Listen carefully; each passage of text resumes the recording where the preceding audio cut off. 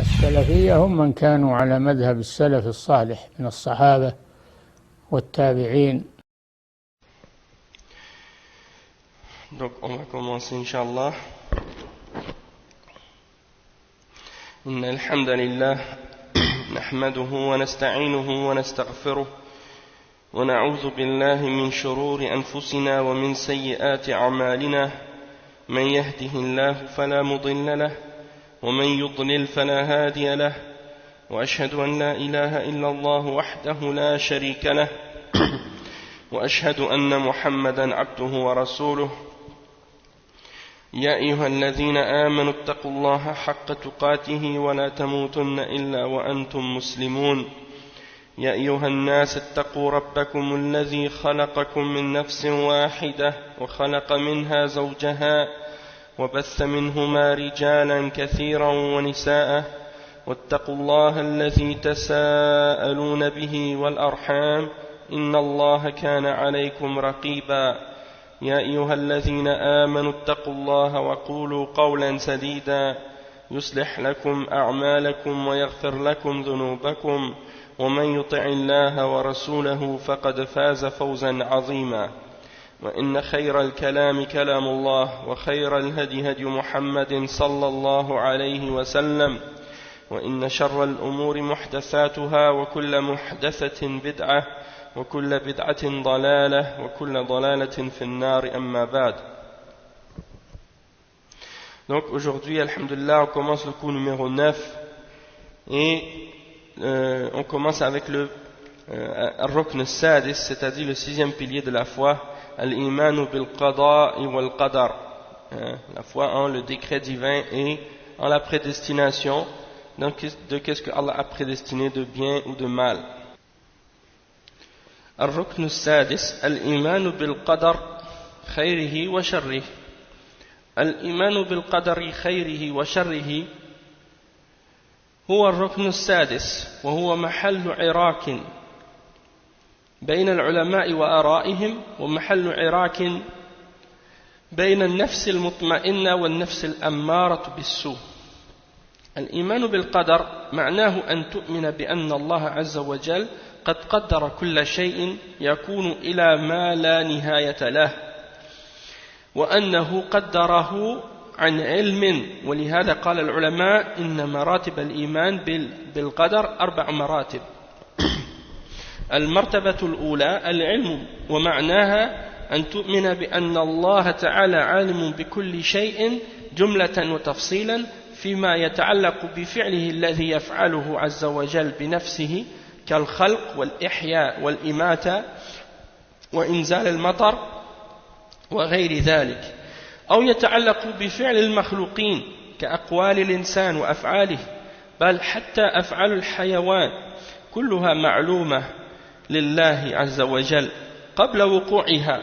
وأدلة هذه المرتبة كثيرة، منها قوله تعالى وكان الله بكل شيء عليما، ومنها قوله الله الذي خلق 7 سماوات ومن الأرض مثلهن يتنزل الأمر بينهن لتعلموا أن الله على كل شيء قدير وأن الله قد أحاط بكل شيء علما.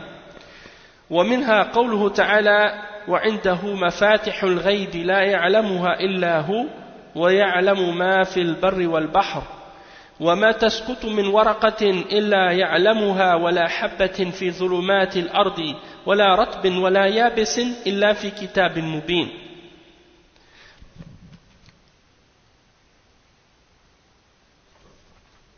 Bon.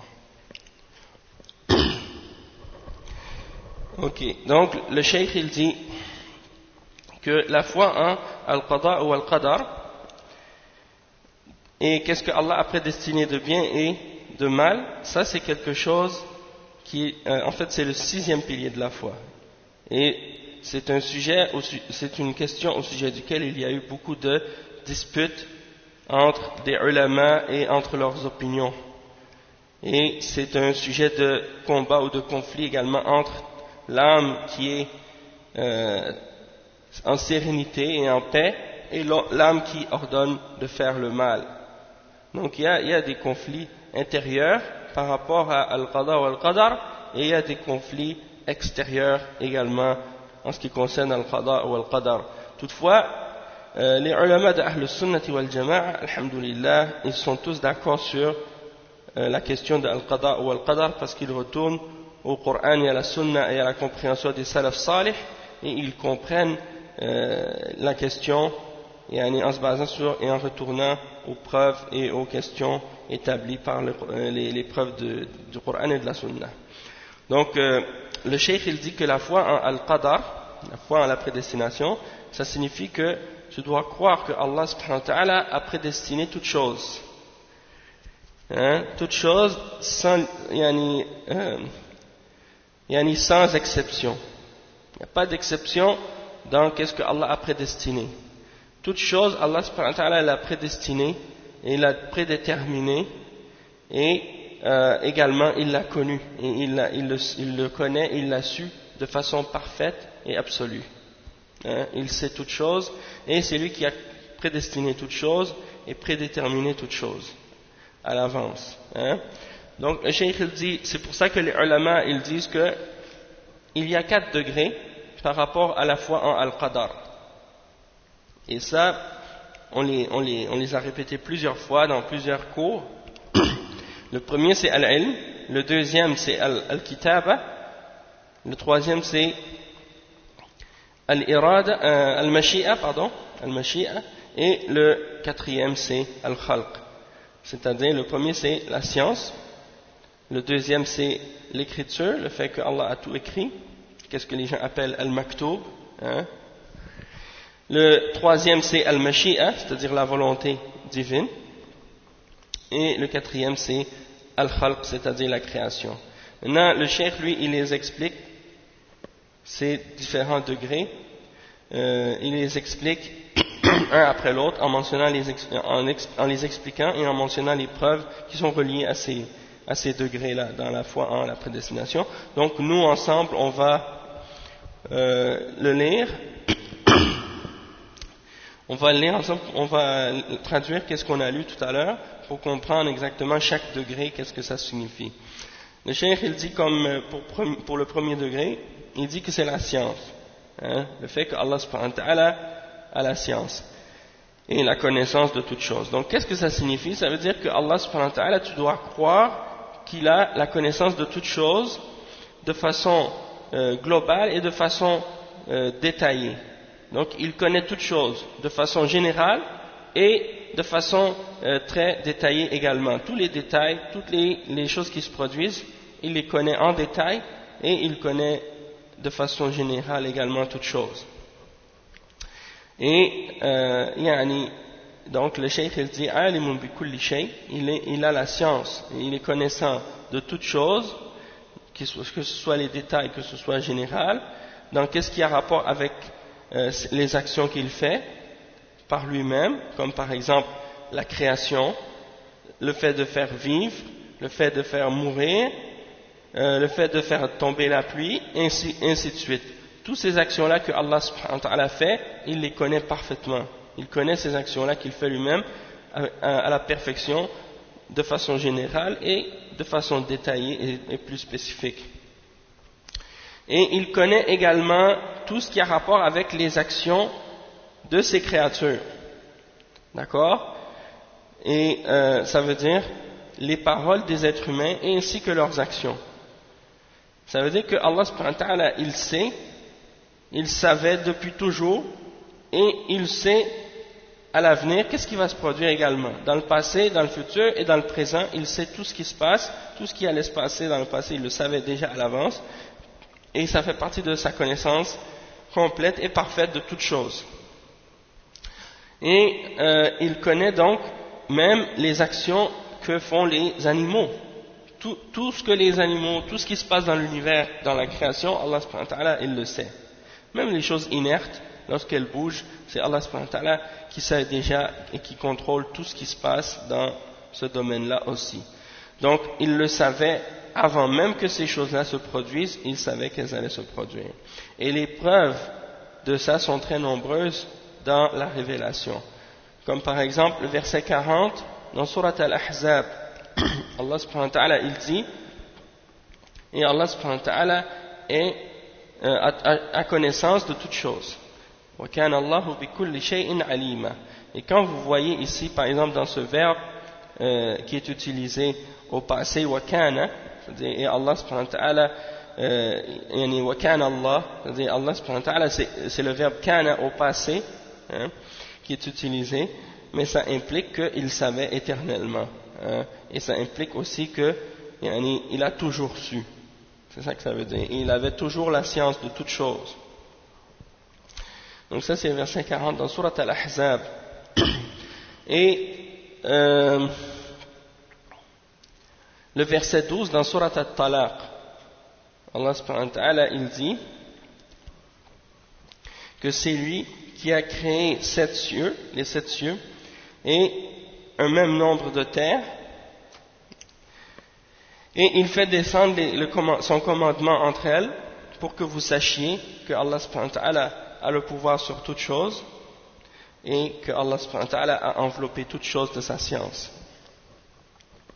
Et également le verset 59 dans Surat Al-An'am. Oui, donc ça dit, c'est lui qui détient les clés de l'inconnaissable, les clés de l'invisible, les clés du Ghaib. En arabe on dit Al-Ghaib. Donc c'est lui qui détient les clés du Ghaib. Nul autre que lui ne les connaît. Il connaît ce qui est dans la terre ferme, comme dans la mer, et pas une feuille ne tombe qu'il ne le sache, et pas une graine dans les ténèbres de la terre, ni rien de frais ou de sec qui ne soit consigné dans un livre explicite. Donc Allah subhanahu wa ta'ala, il connaît toutes choses, que ce soit sur la terre ferme ou sur la mer, ainsi de suite. Hein?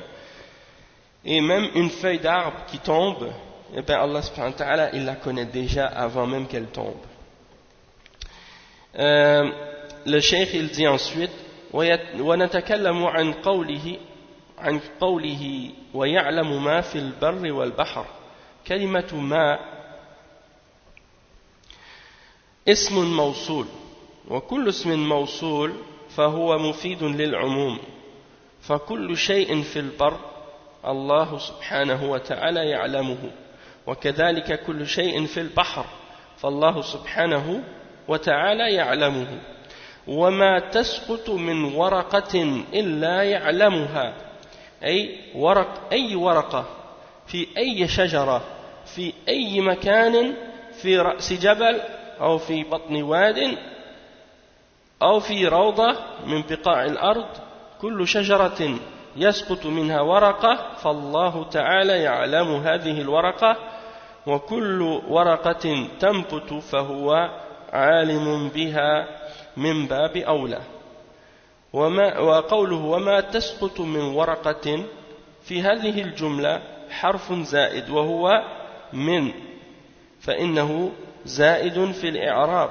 لكنه يزيد في المعنى وهو تأكيد العموم المستفاد من وقوع النكرة في سياق النفي لأن النكرة في سياق النفي تفيد العموم فإذا جاءت من زائدة توكيدا فإذا جاءت من زائدته توكيدا ولا حبة في ظلمات الأرض. Donc on va expliquer cette partie-là.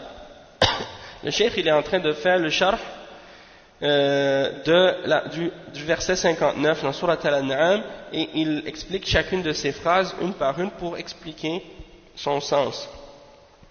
Donc il dit, et maintenant on va parler un petit peu plus en détail de la partie dans le verset où Allah subhanahu wa ta'ala dit et il sait ce qu'il y a sur la terre ferme et dans la mer. Dans le verset وَيَعْلَمُ مَا فِي الْبَرِّ وَالْبَحْرِ on voit que Allah subhanahu wa ta'ala il utilise l'article ma et l'article ma ça implique que c'est qu'est-ce qu'on veut dire c'est qu'est-ce qui est global et général, ça englobe tout, il n'y a pas d'exception quand on utilise ma. Hein, ça veut dire peu importe la chose, c'est ça ce que ça veut dire. Donc Allah sait on pourrait dire que c'est ce qui est dans les cieux et la terre. Donc Allah connaît ce qui est dans sur la terre ferme, et sur la terre. Donc ce qui est, c'est tout ce qui est, sans exception. Hein? Donc ça implique un sens général. C'est ça ce que le cheikh explique ici. Et donc ça implique tout ce qui est sur la terre et ça implique également toute chose qui est dans la mer. Et donc ça veut dire qu'Allah il connaît toutes ces choses-là. Et ensuite il donne l'autre exemple, l'exemple avec la partie du verset qui suit. Il dit وَمَا تَسْقُطُ مِنْ وَرَقَةٍ إِلَّا يَعْلَمُهَا.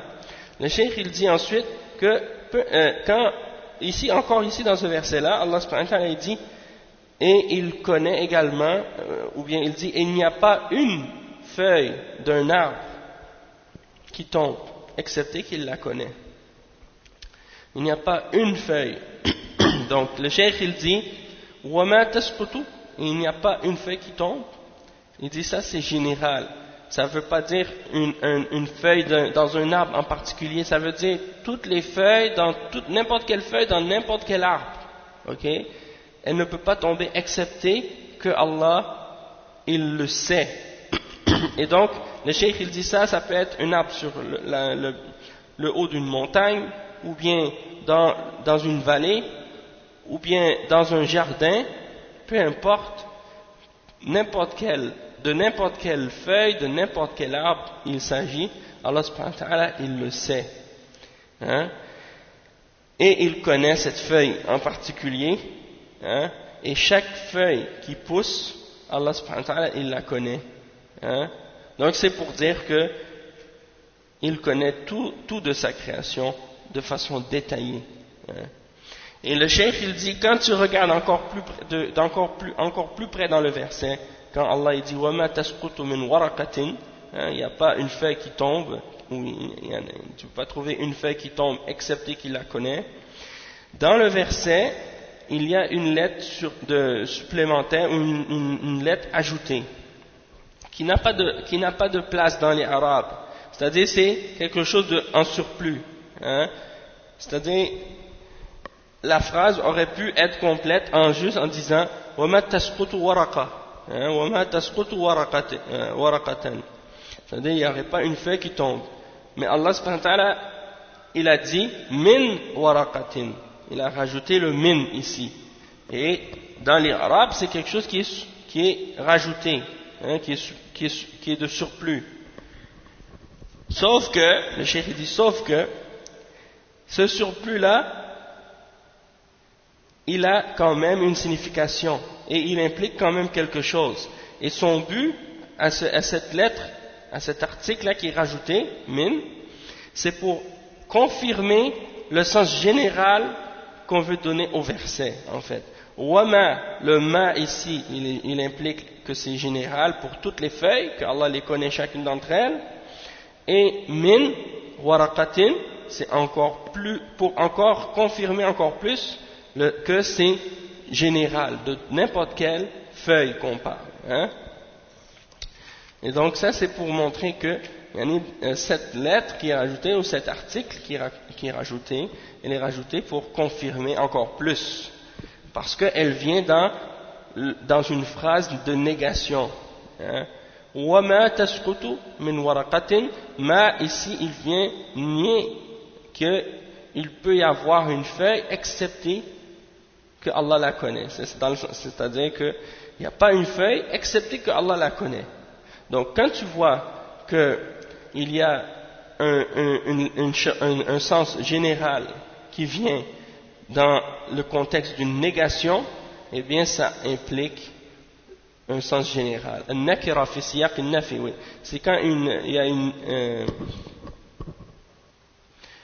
y a un mot qui est indéfini dans une phrase qui est une phrase de négation, eh bien ça implique quelque chose de général.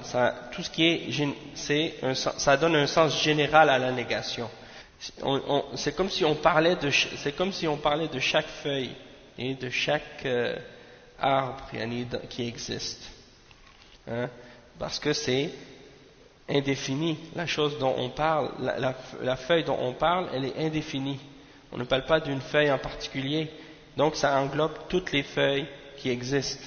Et donc c'est dans ce sens-là quand on dit al-nakira fi siyaq al-nafi, ça implique al-umum. Hein?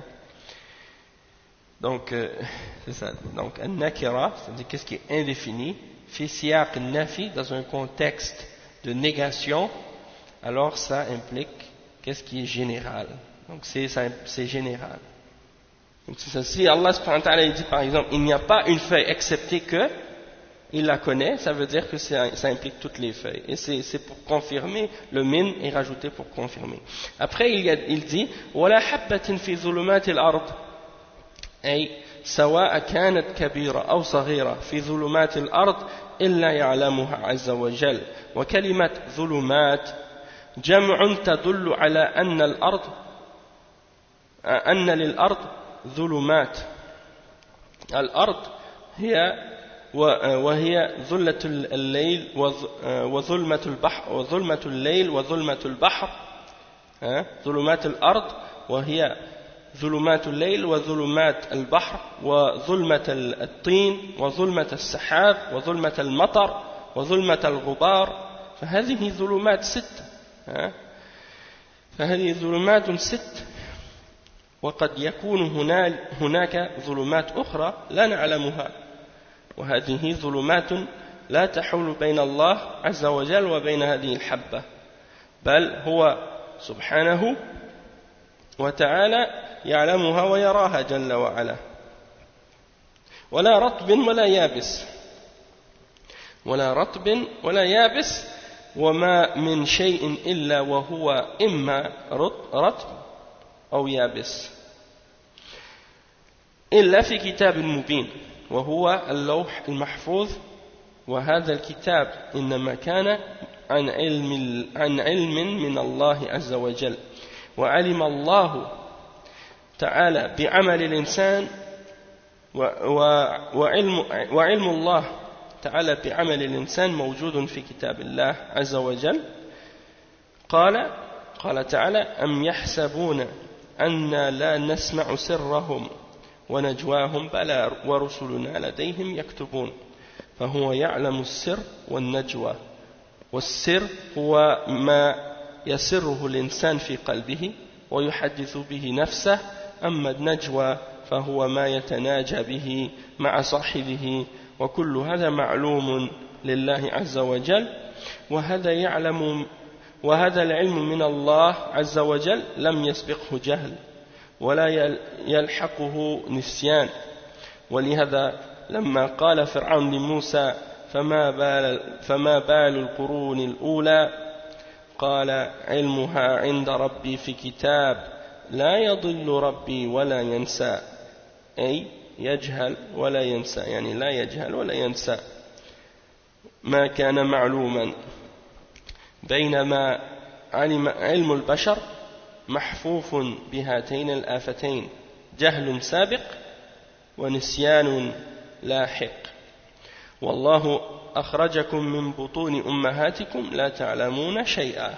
Donc le cheikh il explique ensuite la suite du verset 59 dans Surat Al-An'am. Il dit wala ratbin wala yabis, mais avant ça il dit wala habbatin fi dhulumat al-ard, et il n'y a pas une graine, il n'y a pas une semence ou une graine dans les ténèbres de la terre. Et le cheikh il dit, il connaît donc toutes les semences qui sont mises dans la terre, peu importe qu'elles soient grosses ou petites. Et quand Allah subhanahu wa ta'ala il parle des ténèbres de la terre, il parle des ténèbres au pluriel, et donc ça veut dire que Allah subhanahu wa ta'ala connaît toutes les différentes formes ou différentes sortes de ténèbres qui peuvent exister. Donc il dit que le mot zulumat, ça implique toutes les ténèbres de la terre, comme par exemple les ténèbres de la nuit, la noirceur de la nuit, ou la noirceur de la mer, ou la noirceur de la boue, ou la noirceur des nuages, la noirceur de la pluie, la noirceur de la poussière. Tout ça, c'est juste 6 exemples que le cheikh a donnés, mais il peut y avoir également d'autres ténèbres et d'autres noirceurs qui existent qu'on ne connaît pas.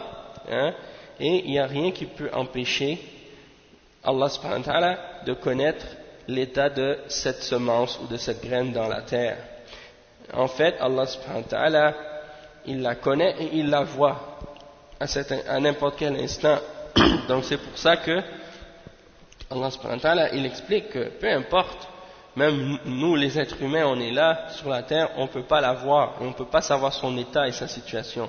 Tandis que Allah subhanahu wa ta'ala, lui, hein, du haut des 7 cieux, au-dessus de son trône, et il les voit, et il la voit cette graine dans la terre, et il sait son état.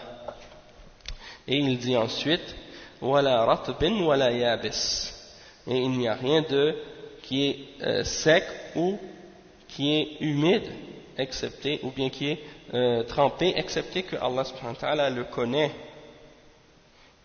Hein? Non. Excepté que Allah subhanahu wa ta'ala le connaît. Et il dit, illa fi kitabin mubin. Donc les choses sont soit secs ou trempées, ou mouillées. Et donc, Allah subhanahu wa ta'ala, il connaît toutes choses, peu importe son état. Et tout ça est dans un livre clair. Et donc ça, c'est bien entendu les tables préservées. Et ce livre des tables préservées, où Allah subhanahu wa ta'ala a écrit la destinée de la création, eh bien ça fait partie de la science d'Allah subhanahu wa ta'ala. Parce que tout ce qui est écrit dans ce livre, ça fait partie de la science d'Allah subhanahu wa ta'ala. Et la science d'Allah subhanahu wa ta'ala, elle englobe toutes les actions de l'être humain. Hein? Et donc toutes les actions des êtres humains sont présentes dans ce livre, dans le livre que Allah subhanahu wa ta'ala a écrit, Al-Lawh al-Mahfouz, où il y a la destinée de toute la création. Am yahsabuna anna la nasma'u sirrahum wa najwahum bala wa rusuluna ladayhim yaktubun. Ça c'est le verset 80 dans Surat Az-Zukhruf. Allah subhanahu wa ta'ala il dit, est-ce qu'ils pensent qu'on ne peut pas entendre leurs paroles secrètes, hein, qu'ils disent à l'intérieur d'eux-mêmes, ou leurs paroles qu'ils se disent entre eux à voix basse? Donc le shaykh il dit, Bala wa rusuluna ladayhim yaktubun. Nous avons des messagers, c'est-à-dire des anges qui sont auprès d'eux et qui prennent note et qui écrivent tout ce qu'ils disent. Peu importe que ce soit des paroles secrètes ou des paroles dites entre les gens à voix basse. Hein. Donc le cheikh il dit, donc Allah subhanahu wa ta'ala il connaît as-sir, il connaît la parole qui est secrète et il connaît an-najwa, la parole qui est dite entre deux personnes à voix basse. As-sir, c'est qu'est-ce que l'être humain il garde secret dans son cœur et il se dit à lui-même. En ce qui concerne an-najwa, c'est qu'est-ce que deux personnes se disent entre eux à voix basse, hein, et Allah subhanahu wa ta'ala il le connaît, il connaît ça. Donc ça veut dire qu'il n'y a rien qu'on peut cacher dans Allah subhanahu wa ta'ala. Hein. Des fois il y a des gens qui font des complots ou des idées, ils se disent des choses entre eux à voix basse, ils parlent contre les gens. Tout ça c'est des choses que Allah subhanahu wa ta'ala il entend et il sait exactement ce qui se passe et ce qui se dit. Donc le cheikh il dit ensemble et il dit ensuite, et cette science d'Allah subhanahu wa ta'ala elle n'est pas précédée par l'ignorance, c'est-à-dire Allah subhanahu wa ta'ala c'est pas une nouvelle connaissance qu'il possède qui était précédée d'ignorance, non, il a toujours su et il n'oublie pas, c'est-à-dire il n'est pas sujet à l'oubli. Et il donne un exemple dans le verset 51 dans Surat Taha. Allah subhanahu wa ta'ala il mentionne Pharaon, les paroles de Pharaon qui dit Fama balul qurunil ula, que dire des siècles passés ou des générations précédentes, hein, qu'est-ce qui arrive avec elles. Et ensuite dans le verset qui suit, dans le verset 52 dans Surat Taha, on voit Allah subhanahu wa ta'ala qui cite la réponse de Moussa. Il dit, sa science elle est auprès de mon Seigneur dans un livre hein, il ne s'égare pas, c'est-à-dire il ne s'égare pas et il n'oublie pas, c'est-à-dire il n'ignore pas et il n'oublie pas ce qu'il savait. Hein. Donc ça c'est Allah subhanahu wa ta'ala. Il n'ignore pas et il n'oublie pas, il ne perd rien. Hein. Tout ce qui existe, il le connaît parfaitement et une fois qu'il l'a connu, c'est-à-dire il ne l'oubliera pas, il n'oublie pas. Allah subhanahu wa ta'ala, il n'a pas cette imperfection comme les êtres humains d'oublier. Donc le cheikh il dit ensuite que l'être humain lui, contrairement à Allah subhanahu wa ta'ala, il a ces deux défauts, l'ignorance, hein, et il a également l'oubli. Et il mentionne le verset 78 dans Surat An-Naml, dans lequel Allah subhanahu wa ta'ala dit et c'est Allah qui vous fait sortir du ventre de vos mères et vous ne saviez rien. C'est-à-dire quand il vous fait sortir des ventres de vos mères, vous ne savez rien. Et ça c'est la réalité de l'état de l'être humain, qu'on est ignorant, hein, à la base. Et c'est lui qui nous enseigne, qui nous donne la connaissance. Le deuxième degré de la prédestination, c'est al-kitaba. Donc le cheikh il dit al-martabatu thaniya al-kitaba. ومعناها أن نؤمن بأن الله تعالى كتب مقادير كل شيء قبل أن يخلق السماوات والأرض ب50,000 سنة. كتب مقادير كل شيء إلى أن تقوم الساعة كل شيء في الوجود أو يكون إلى العدم فإنه مكتوب قبل خلق السماوات والأرض ب50,000 سنة. ولما خلق الله القلم قال له اكتب قال يا ربي ماذا أكتب؟ قال اكتب ما هو كائن فجرى في تلك الساعة بما هو كائن إلى يوم القيامة فما أصاب الإنسان لم يكن ليخطئه وما أخطأه لم يكن ليصيبه. Donc le cheikh il dit qu'il y a comme deuxième degré al-kitaba, c'est-à-dire que Allah subhanahu wa ta'ala il a écrit tout ce qu'il sait de la prédestination, tout ce qu'il a su par rapport à ce qui va arriver dans cette création. Allah subhanahu wa ta'ala l'a mis par écrit, ok, et donc il a mis cette science-là par écrit dans un livre, dans une table préservée. Et nous, on doit croire que Allah subhanahu wa ta'ala donc a écrit la destinée, ou bien les destinées de chaque chose, avant même de les avoir créées, et avant d'avoir créé les cieux et la terre, hein, et ça c'est 50 000 ans avant. 50 000 ans avant d'avoir créé les cieux et la terre. Il a écrit la prédestinée de toutes choses jusqu'au jour où l'heure du jugement dernier sera levée. Donc toute chose qui existe, hein, il le connaît et il l'a écrit. أو يكون إلى العدم فإنه مكتوب قبل خلق السماوات والأرض. Donc il dit, tout sera écrit. Tout est écrit, tout ce qui existe est écrit. أو يكون إلى العدم, le cheikh il dit, ou bien ce sera jusqu'à ce qu'il n'y aura plus rien, jusqu'au néant. C'est-à-dire tout ça c'est écrit avant la création des cieux et de la terre, 50 000 ans avant. Et quand Allah subhanahu wa ta'ala il mentionne une parole qui est basée sur un hadith, sur des hadiths à ce sujet-là, qui sont des hadiths authentiques, il dit que lorsque Allah subhanahu wa ta'ala a créé la plume, il lui a ordonné d'écrire. Il a ordonné à la plume d'écrire. Et la plume a dit, que dois-je écrire, ô mon Seigneur? Et Allah subhanahu wa ta'ala a répondu, Oktub, c'est-à-dire écrit tout ce qui va exister par la suite. Et donc la plume a commencé à écrire tout ce qui va se produire jusqu'à la fin des temps, ou jusqu'à ce que l'heure du jugement dernier soit levée, ou bien soit sonnée. Et donc, فَمَا أَصَابَ الْإِنسَانَ لَمْ يَكُنْ لِيُخْطِئَهُ, ce qui doit atteindre un homme dans sa vie, eh bien ça ne peut pas le manquer, et ce que quelqu'un a manqué, ça ne pouvait pas l'atteindre.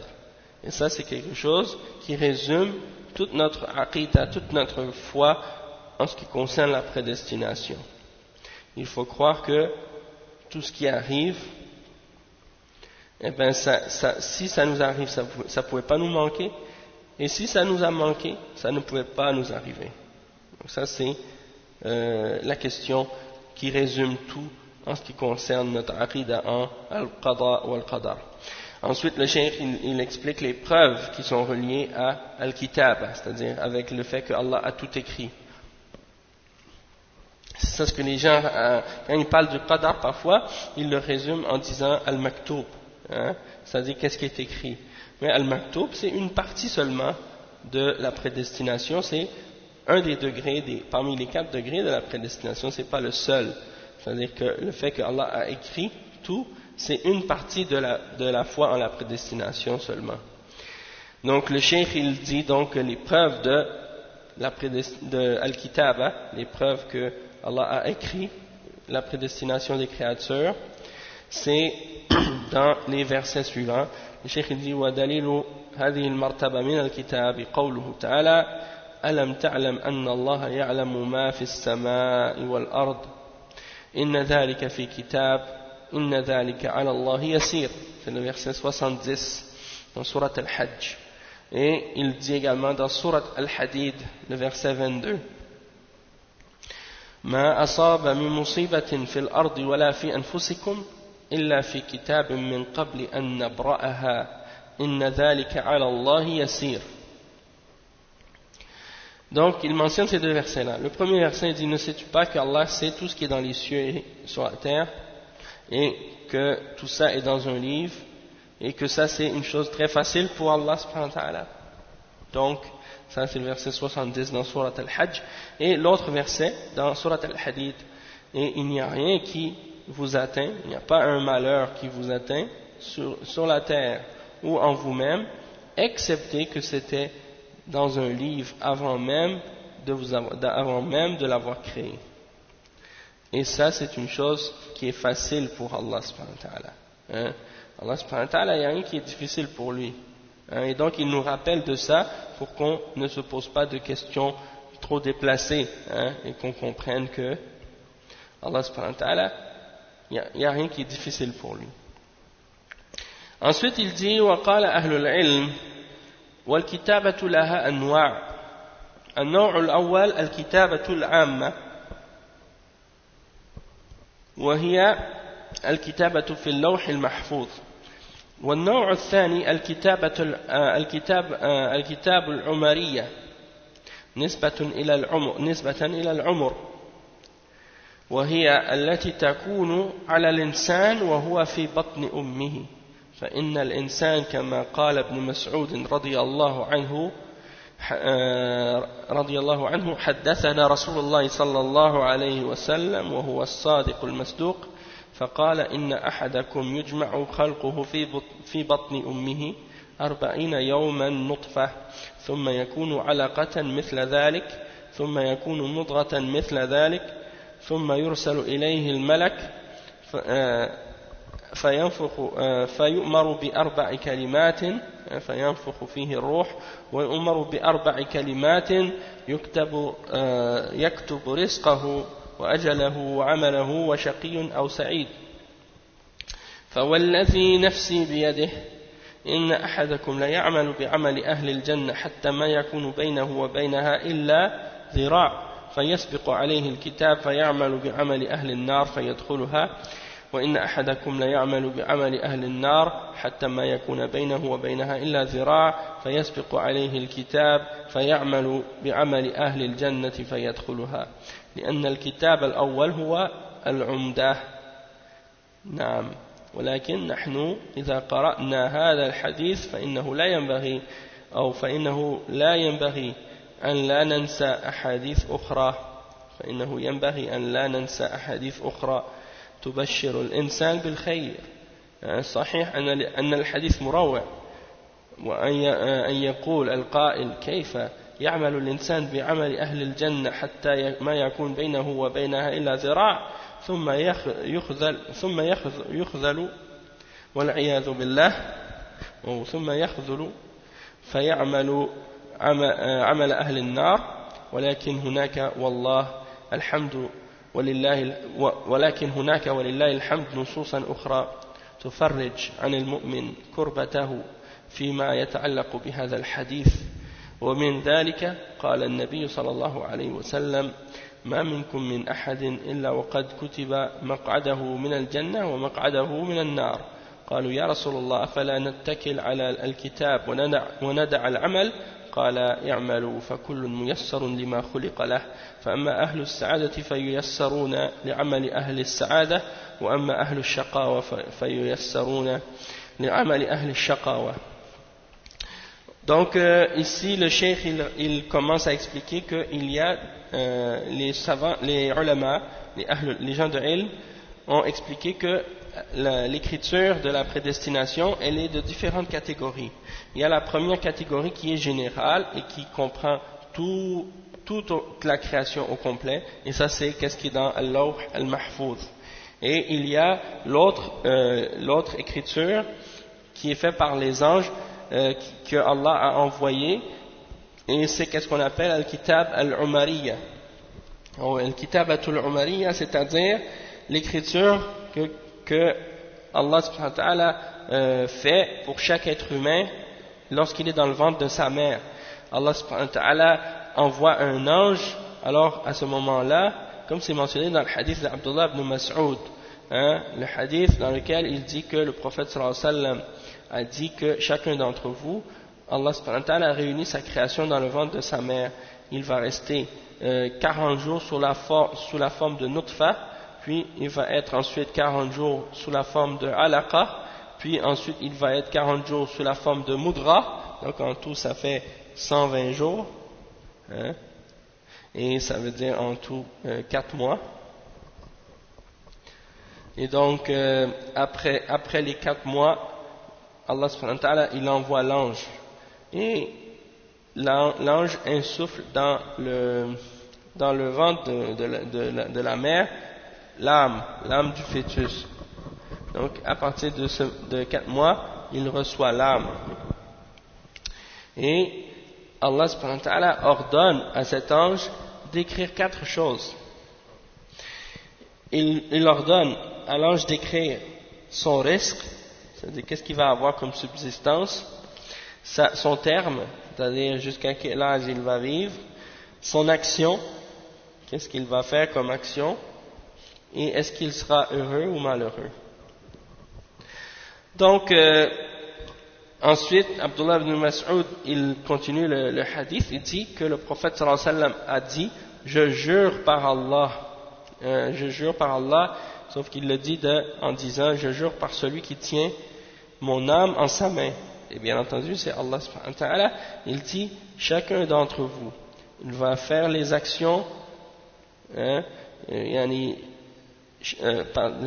c'est-à-dire il y en a quelqu'un d'entre vous va faire les actions des gens du paradis jusqu'à ce qu'il ne reste entre lui et le paradis excepté la longueur d'un bras, puis il sera pris par devant par qu'est-ce que Allah subhanahu wa ta'ala, il sera précédé par ce que Allah a écrit, puis il va faire les actions des gens de l'enfer, puis il va rentrer en enfer alors qu'il ne lui restait qu'une petite distance pour rentrer au paradis. Et dans le cas contraire également, si lorsque l'un d'entre vous fait les actions des gens de l'enfer, jusqu'à ce qu'il ne reste qu'une petite distance entre lui et l'enfer, ce que Allah subhanahu wa ta'ala avait écrit pour lui prend le devant et il commence à faire les actions des gens du paradis et puis il entre dans le paradis. Donc le cheikh il dit que cette écriture là de qu'est-ce qu'il va avoir dans sa vie, eh ben c'est basé sur qu'est-ce qui est écrit dans Al-Lawh Al-Mahfouz, okay? Parce que Lawh Al-Mahfouz c'est la base de tout ce qui est écrit dans les autres écritures, d'accord? Donc c'est ça que le cheikh explique. Donc le cheikh il dit que lorsque l'un d'entre nous lit un hadith comme celui qu'on vient de lire, il ne faut pas oublier qu'il y a d'autres hadiths également qui viennent expliquer et qui viennent nous aider à comprendre ce hadith-là, et aussi qui aident à faire en sorte qu'on ait également disons une bonne nouvelle également, quelque chose de bien qui vienne nous rappeler qu'il y a une bonne nouvelle aussi. C'est-à-dire parce que quelqu'un peut lire ce hadith-là, puis il va prendre peur. Il va dire, mais comment quelqu'un qui fait toute sa vie des actions des gens du paradis, puis il lui reste juste une petite distance entre lui et le paradis, puis il commence à faire les actions par la suite des gens de l'enfer, il lâche tout et il fait les actions des gens de l'enfer, puis il rentre dans l'enfer. Donc ça pourrait, les gens pourraient entendre un hadith comme ça, puis ils commencent à prendre peur et ils commencent à perdre espoir, mais ça c'est pas bien. Il faut pas, au contraire, le hadith, le but du hadith, c'est le prophète sallallahu alayhi wa sallam, il dit ça en fait, c'est pour nous faire comprendre que il faut toujours rester sincère et ferme envers Allah subhanahu wa ta'ala et toujours essayer de demander la guidance et rester accroché à Allah subhanahu wa ta'ala dans notre foi. Mais le cheikh il dit qu'il y a d'autres hadiths également, alhamdulillah, qui nous donnent des soulagements, qui viennent nous aider par rapport à la tristesse ou bien la détresse qui pourrait être causée par le fait qu'on a lu un hadith pareil comme celui qu'on vient de lire au sujet du sort de certaines personnes qui se font prendre par qu'est-ce que Allah avait écrit pour eux et que leur sort change quelque temps avant leur mort. Le cheikh il donne l'exemple d'un autre hadith. Le prophète sallallahu alayhi wa sallam a dit, ça c'est un hadith rapporté dans Al-Bukhari, dit, le prophète sallallahu alayhi wa sallam a dit, il n'y a personne d'entre nous excepté que Allah a déjà écrit sa place au paradis et sa place en enfer. Alors les sahaba ont dit, ô messager d'Allah, si c'est comme ça, si c'est déjà écrit, lequel d'entre nous a sa place au paradis, lequel d'entre nous a sa place en enfer? Alors dans ce cas-là, pourquoi on ne devrait pas juste se baser et dépendre sur ce que Allah a écrit et laisser tomber les actions? Alors, le prophète sallallahu alayhi wa sallam a répondu à cet homme, faites vos actions, parce que chacun d'entre vous sera facilité pour ce que Allah l'a créé. Pour les gens du bonheur, ils seront facilités les actions des gens du bonheur, et pour les gens du malheur, les actions des gens du malheur leur seront facilitées. On va leur rendre ces actions-là faciles. Donc c'est pour dire que, comme Cheikh Al-Fawzan il expliquait dans Kitab Al-Tawhid, l'important pour nous c'est pas commencer à se poser des questions sur ce sujet-là, puis à commencer à imaginer, qu'est-ce qui va nous arriver, pourquoi, ainsi de suite. Non, t'as pas à poser la question de pourquoi et comment. Qu'est-ce qui est obligatoire pour nous en tant que musulmans, en tant que mu'min? On entend ce hadith et on fait les actions que Allah nous ordonne de faire. Le reste, c'est Allah subhanahu wa ta'ala qui s'en occupe. D'accord? Et c'est pour ça que le prophète sallallahu alayhi wa sallam dit dans ce hadith-là, faites vos œuvres, i'malu, faites des actions. Restez pas assis sur la chaise comme ça, vous dites, je vais pas bouger parce que de toute façon mon sort est déjà déterminé. Donc je vais rester assis et je vais pas bouger rien du tout. Comme ça, j'aurai juste à attendre mon destin. Non, c'est pas comme ça. Allah, il t'ordonne d'agir et de faire les œuvres, et il va te juger selon tes œuvres. Donc, le prophète sallallahu alayhi wa sallam a dit, faites les œuvres, et Allah va vous faciliter ce pourquoi vous avez été créés. Et donc, ensuite, il a mentionné le verset suivant dans Surat Al-Layl, c'est le verset de 5 à 10. Ça dit فأما من أعطى واتقى وصدق بالحسنى فسنيسره لليسرى وأما من بخل واستغنى وكذب بالحسنى فسنيسره للعسرى.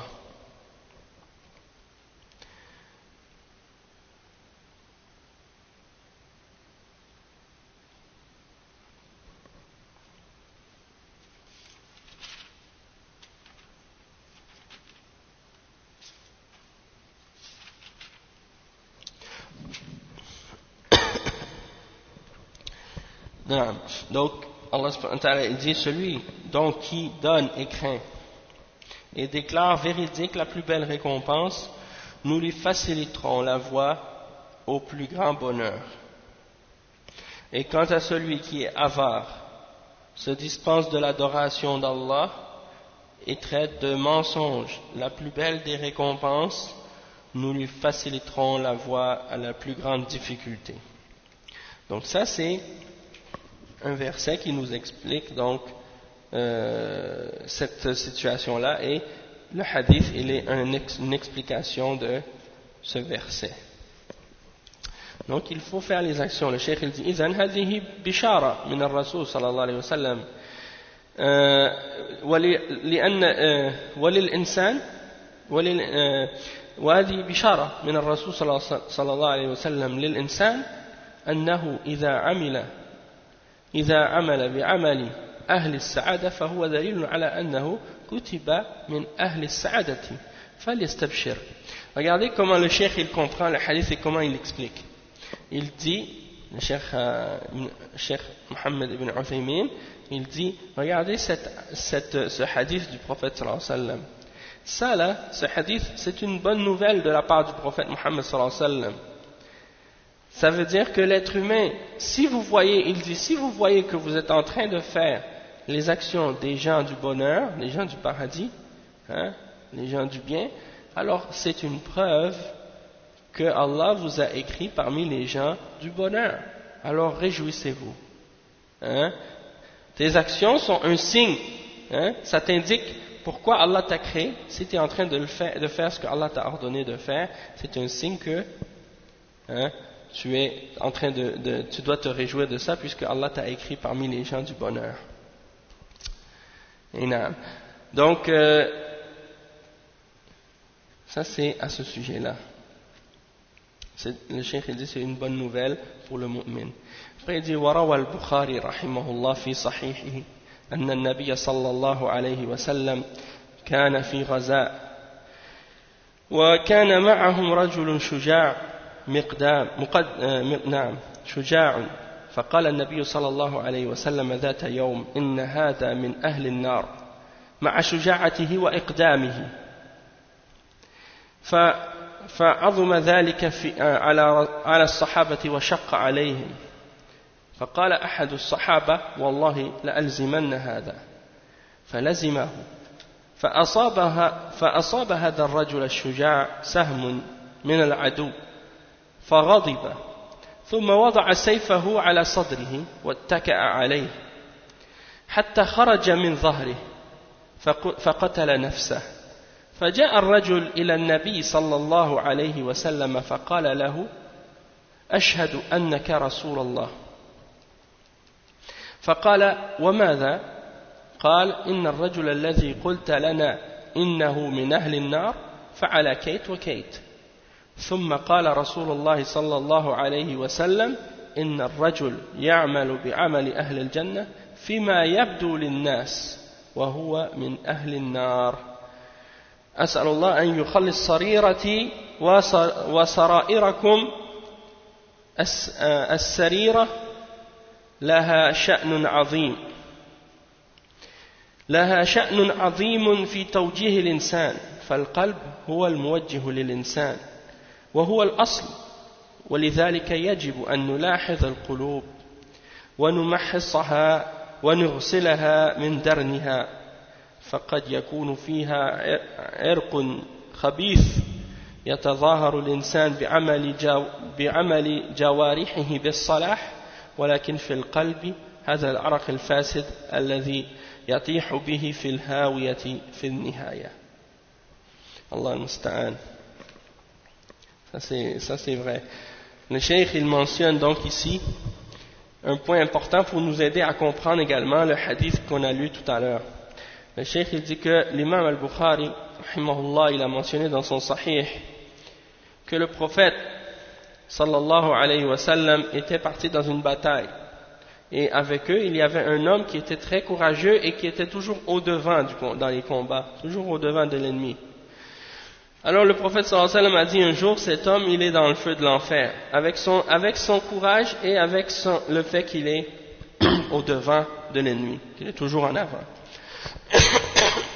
Quand les sahaba ont entendu ça, ça a été dur pour eux d'accepter cette parole, pour certains d'entre eux. Et il y en a un qui a dit, il ne comprenait pas comment ça se fait que cet homme était si courageux et puis malgré ça il va être en enfer. Donc, un des sahaba a dit, moi je vais le suivre celui-là.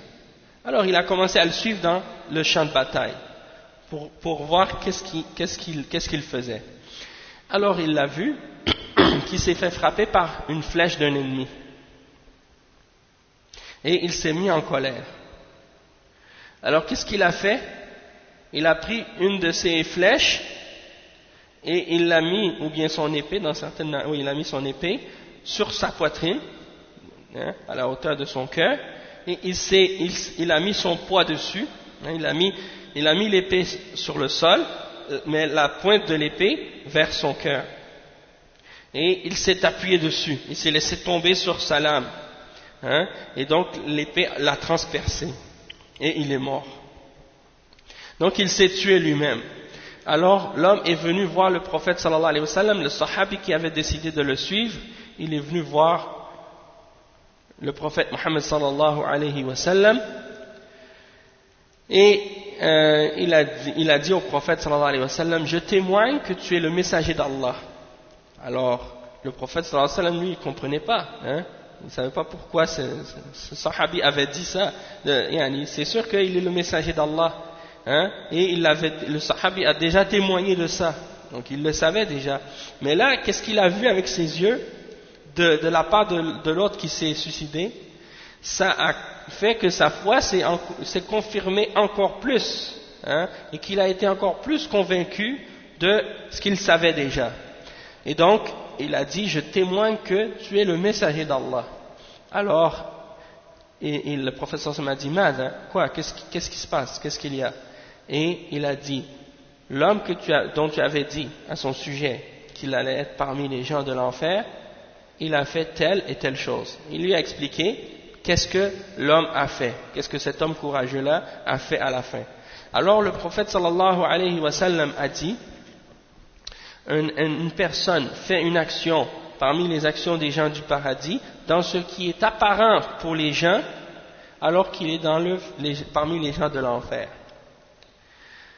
Donc le cheikh il fait un dua ici, il dit on demande à Allah subhanahu wa ta'ala de purifier notre intérieur et votre intérieur, parce que l'intérieur, qu'est-ce qu'il y a dans notre cœur, il a une grande importance dans l'orientation que l'être humain va prendre. Parce que le cœur, c'est ce qui amène l'être humain vers quelque chose, qui le guide, qui le dirige, qui le tire vers quelque chose. Et c'est la base. Tout ce qui se passe de foi et de crainte d'Allah et d'amour d'Allah, tout ça c'est à la base, c'est dans le cœur. Ça commence par le cœur. Et donc il faut faire attention à ce qui est dans notre cœur à la base. Et il faut donc essayer de le purifier et de le nettoyer de toute saleté. Parce qu'il se peut parfois qu'il y ait une veine qui est sale dans notre cœur.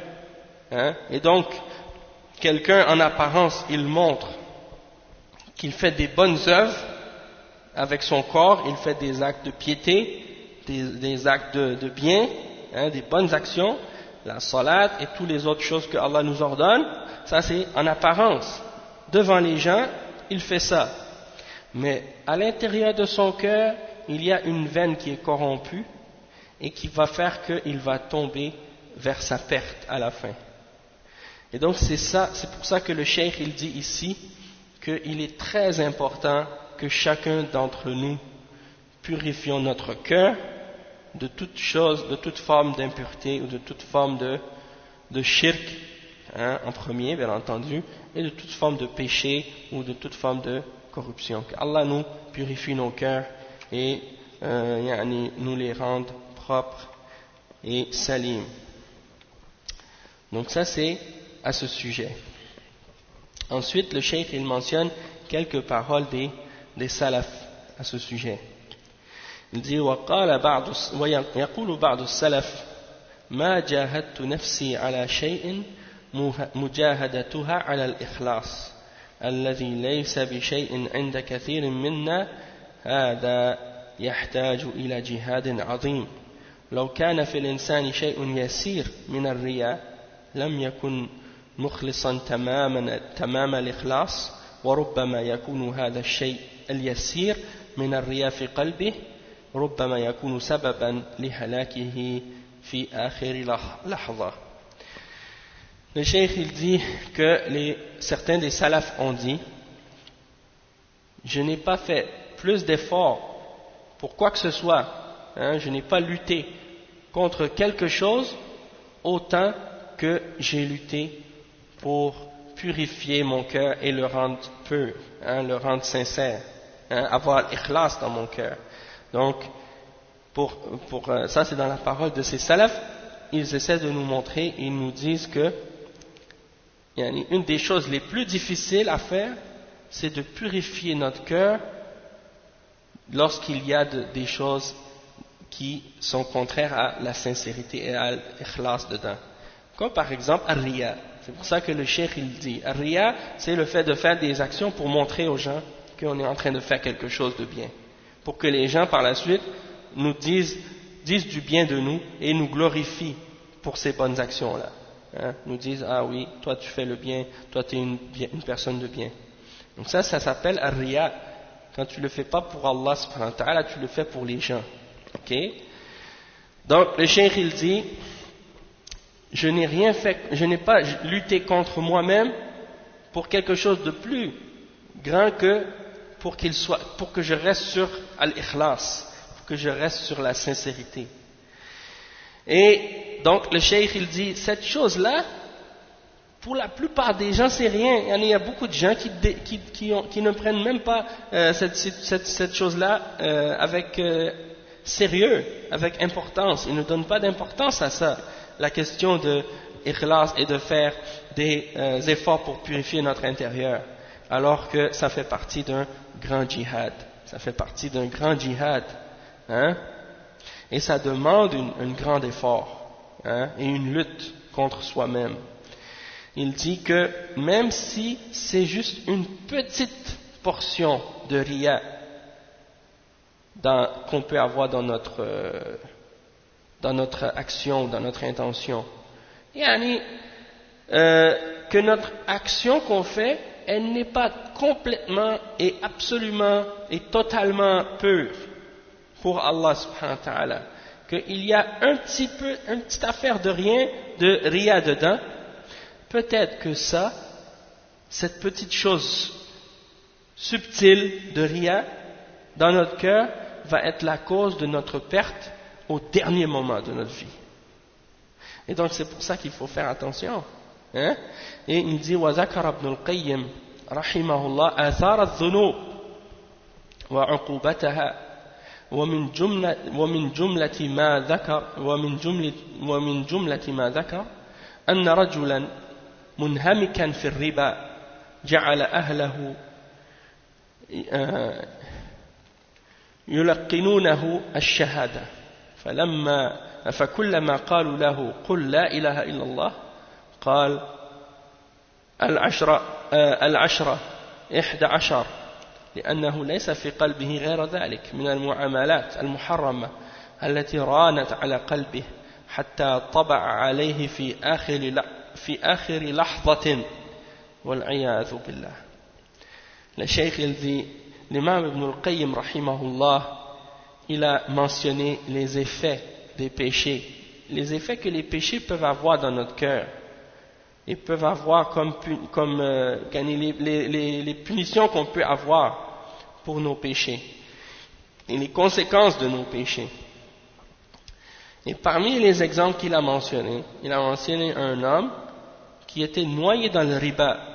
Hein, il faisait plein de transactions avec le riba et il vivait dans le riba. Lorsqu'il approchait de la mort, sa famille ont essayé de lui faire répéter La ilaha illallah Muhammad Rasulullah, hein, le shahada. À chaque fois qu'ils arrivaient pour lui dire dis La ilaha illallah, lui, au lieu de dire La ilaha illallah, il répétait 10, 11, hein, il est en train de compter.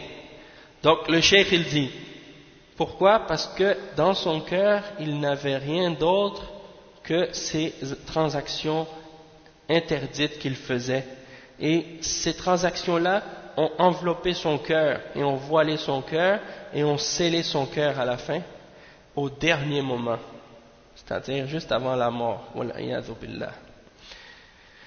Après le cheikh il dit ولما حضرت وفاة الإمام أحمد رحمه الله وناهيك به علما وعبادة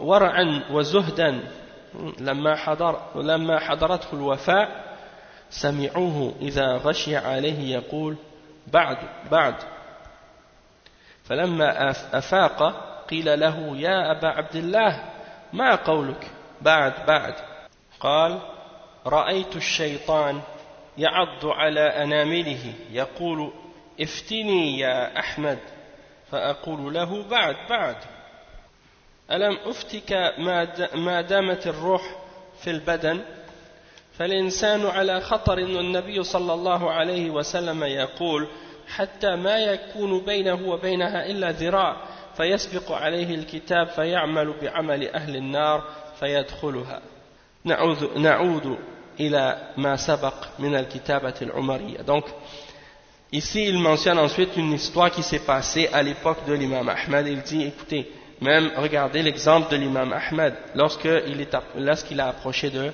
la mort, malgré qu'il a toute la science, hein, on sait qu'on connaît le niveau de science qu'il possède, et on connaît également son niveau d'adoration et de piété et de crainte d'Allah subhanahu wa ta'ala, et de war et de zuhd qu'il a.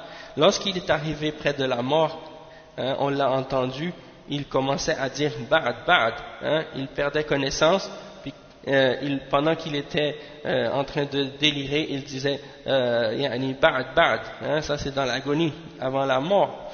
Et quand il reprenait conscience, son fils, ou bien les gens qui étaient auprès de lui, ils lui demandaient pourquoi tu dis ba'd, et il dit j'ai vu le shaitan qui mordait ses doigts.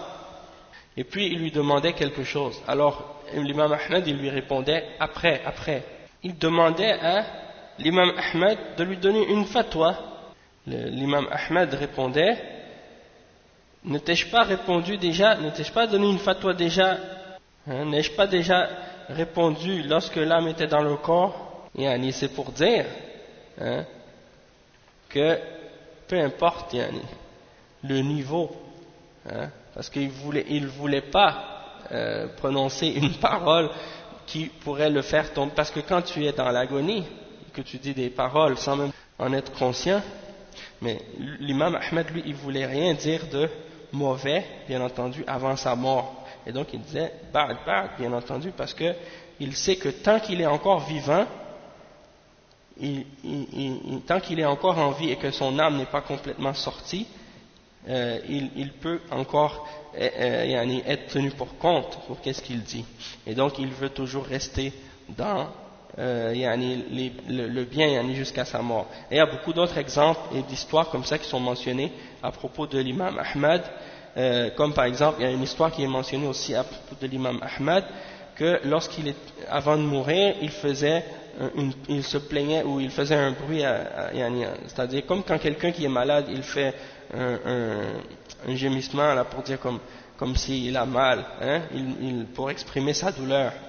Donc il y a un de ses compagnons qui était là avec lui, ou un de ses amis qui était là avec lui parmi les ulama, et il lui dit: oh Ahmed, sache que toute chose est écrite, hein. Et donc quand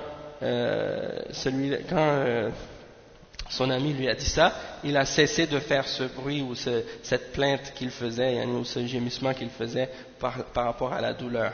Donc c'est pour dire à quel point ces gens-là étaient vraiment, ils faisaient attention même aux petits mots ou même aux sons, aux détails qui pouvaient sortir d'eux-mêmes.